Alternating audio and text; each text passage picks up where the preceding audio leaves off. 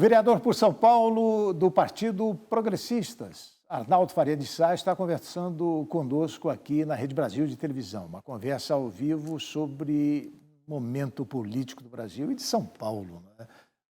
Realmente, São Paulo... São Paulo é um pedaço do Brasil, né? É um pedaço importante desse nosso país. E num dia importante em que o ex-governador de São Paulo desiste de sua candidatura como um elemento que pretendia ser chave nessa chamada terceira Achava via. que era. Pois é, e no fim foi até Melancólico. a despedida foi realmente... chegou a ser, de uma certa forma, palpitante, sei lá. A despedida dele foi realmente a decepção, né? No seu semblante, no momento em que uma ironia, um pouquinho mordaz, uma ironia. Salto alto é para mulher. Como? Salto alto é para mulher. Salto alto é para mulher.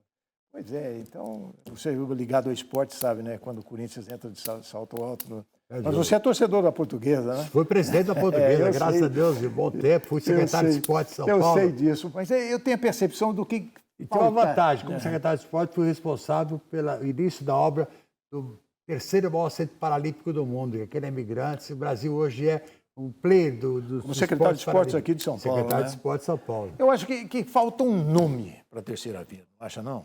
Olha, eu quando teve mandato em 2018, eu fui chamado pelo Bruno, ele era prefeito de São Paulo.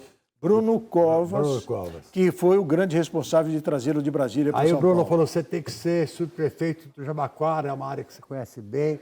Graças a Deus fui subprefeito por 1 ano e meio. Jabaquara, quando eu assumi, entre 32 subprefeituras, era a 28ª. Saí deixando em primeiro lugar o Jabaquara, mas só para atender o arroz com feijão, fazer aquilo que a pessoa espera da gente, ações rápidas, eficazes e imediatas. E aí ele me chamou e falou, Arnaldo, você tem que ser candidato a vereador para me ajudar no segundo mandato. Eu falei, eu vou com uma condição, não me imponha ser PSDB. PSDB eu não quero. Bruno Covas, eu sei Seria a terceira via hoje. Pois é, a gente falar em hipótese é complicado também, mas era uma liderança paulista que... Emergente. Não é emergente. Você acha que ele poderia ser o grande nome que falta hoje? Não tenho a menor dúvida. E sei onde você estiver, Bruno, que você está sentindo falta de fazer o que você sempre fez, política com P maiúsculo. Política de São Paulo hoje, como está? Estamos aí com várias opções de candidatos. Eu acho que o atual governador, que é candidato, tem grande chance, porque ele vai pegar a máquina de São Paulo, e a máquina de São Paulo está bem aceitada, ele tem a imagem de um caipira, entendeu? E São Paulo, caipira é um São Paulo... O governador de São Paulo que assumiu no lugar do Dória. Então, eu acho que o Rodrigo, entendeu, tem grande chance de fazer um grande trabalho, de agregar o interior, com a força do interior, e aqui para a grande São Paulo, para a capital, fazer esse trabalho de poder atender a grandes setores. Você vê hoje, nós temos vários problemas na área do metrô, a Via Mobilidade deixando 2 linhas importantes de metrô com dificuldade, uma delas da CPTM, outra do metrô. Então, resolver essas questões todas, eu acho que quem estava cuidando disso era uma pessoa que é deputado por Goiás, não entende nada de São Paulo, não sabe onde é Grajaú, onde fica Osasco, não sabe onde é Diadema, ou onde fica Guarulhos. Então, na verdade, você acabou deixando de ter uma pessoa que, no dia a dia, pudesse fazer o trabalho da cidade. E a preocupação era toda aquela, lançar candidato a presidente da República. Lançou candidato, e não vou usar o exemplo porque é crime ambiental você falar em balão, mas é um balão apagado.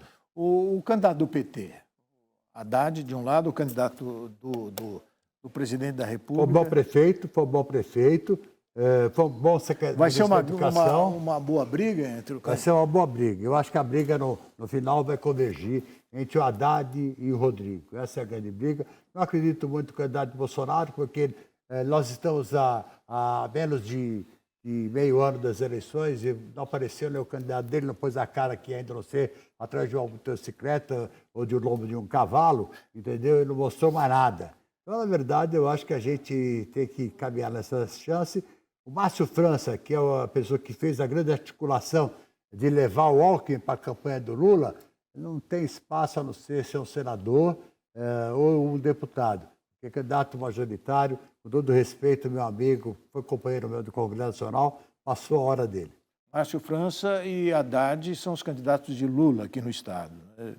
Quem tem dois, tem nenhum. Pois é, vão participar do mesmo...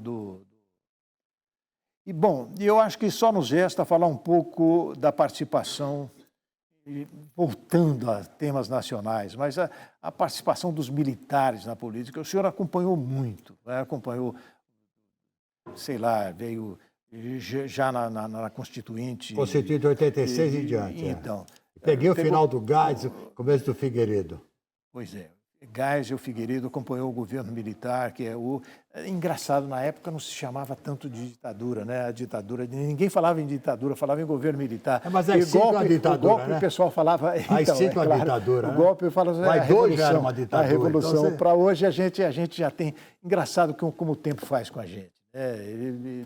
Mas, na verdade, eu respeito todos os assuntos militares, acho que é um trabalho muito importante que eles têm, tanto na Marinha quanto no Exército, na Aeronáutica. Mas o grande nome da política brasileira ligada aos militares é o vice-presidente. E o que ele fez? O que ele conseguiu granjear? O que ele conseguiu fazer? Nada. Quando muito vai ser candidato a senador pelo Rio Grande do Sul, Mourão, ele poderia ter sido esse grande liame entre as forças militares e a necessidade de uma relação de superação do momento político. Sendo assim, Geraldo Alckmin pode fazer pouca coisa se Lula for eleito. Nada. Como vice do Lula.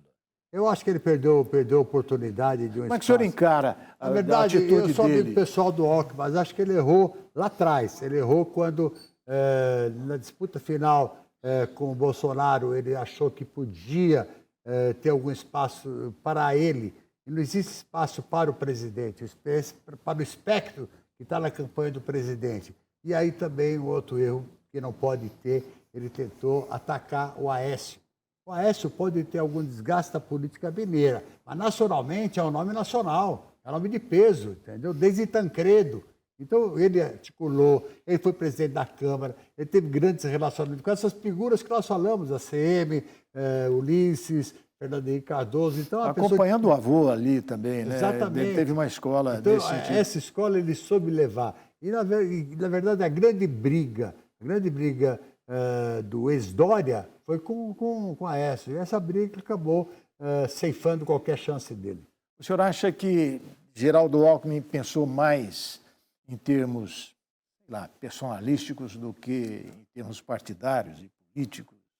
Essa história garantir uma fatia do poder importante, frequentar o palácio... Queria garantir um poder de política extremamente importante. Ser presidente da República, mas ele acabou sendo o que chamavam ele jocosamente, um chuchu.